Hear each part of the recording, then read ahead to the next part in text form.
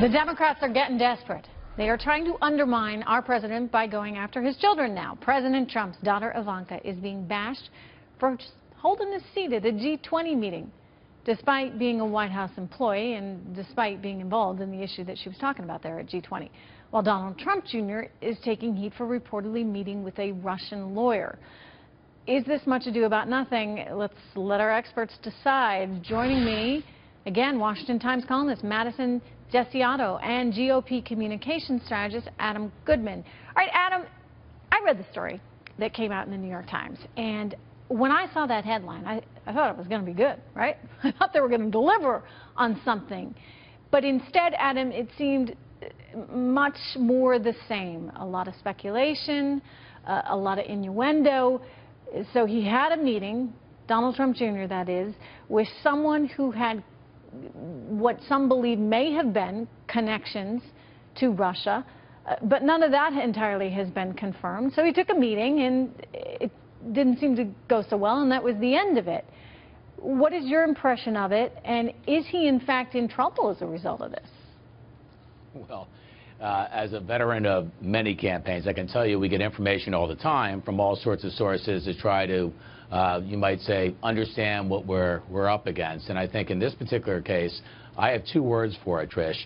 Alexandra Chalupa.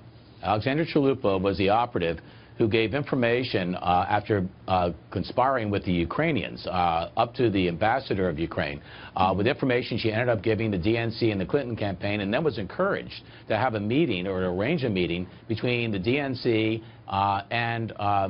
and Poroshenko, the president of Ukraine. So this is, you know, pot, meat, kettle, right? Number one. And number two is, and you're saying both sides Trish, do it, if anything in fact happened here. It sounds like he may have been willing to take a meeting to possibly get some information in the way of opposition research, in your view? He just said, look, he's already told the Senate committees, Trish, you know, bring it on. You have questions, ask me, you know, what you want to ask me. This is nothing but de rigueur for campaigns. But what is incredible is we're now taking our eye off the very things that the G20 summit in particular that is happening right now needs to be addressing, and that brings in, of course, daughter Ivanka, which was outrageous. Yeah, let's get to that, Madison. So basically, daughter Ivanka sat in for a few moments for her dad, and the media pounced all over it. Walk us through it, and you know, he went out and tweeted, look, if this had been Chelsea Clinton, the media would have been saying Chelsea for president. Is that true in your view? Is there a completely different standard here where she would have been welcomed in that scenario, but Ivanka certainly was not? Right. So Ivanka is an assistant to the President of the United States. She's one of his top advisors, and she's more than qualified to be sitting at that table. Let's keep in mind that she only briefly sat there. She didn't take over the entire G20 for her father. She briefly sat in on one session when her father was out for just a few minutes. And so I think it's really unacceptable how they're treating her, and they're only treating her this way because she is his daughter. So you really think it would be fine if Chelsea were there? If it was, if it was Hillary Clinton as president and Chelsea's there alongside her, people would say, terrific, it's a mother with her daughter, it's all good. Right. I think if it was Chelsea or even any other man, they would be fine with it.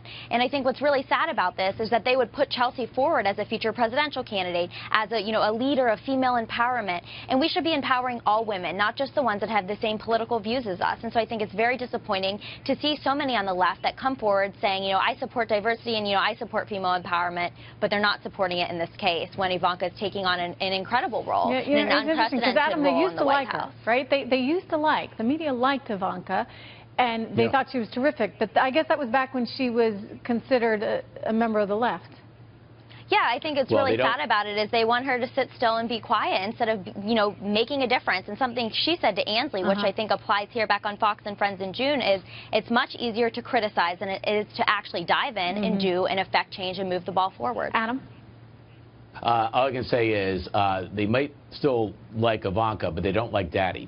And the fact that she led the Women's Economic Entrepreneurs Finance Initiative that could be huge for women across the world in terms of empowerment and leveling the playing field, that's what we're talking about. She's a person of incredible intellect and skill, and I think it's insulting and bordering on gender bias in terms of the media hitting on this. Good to see you guys. Thank you very much.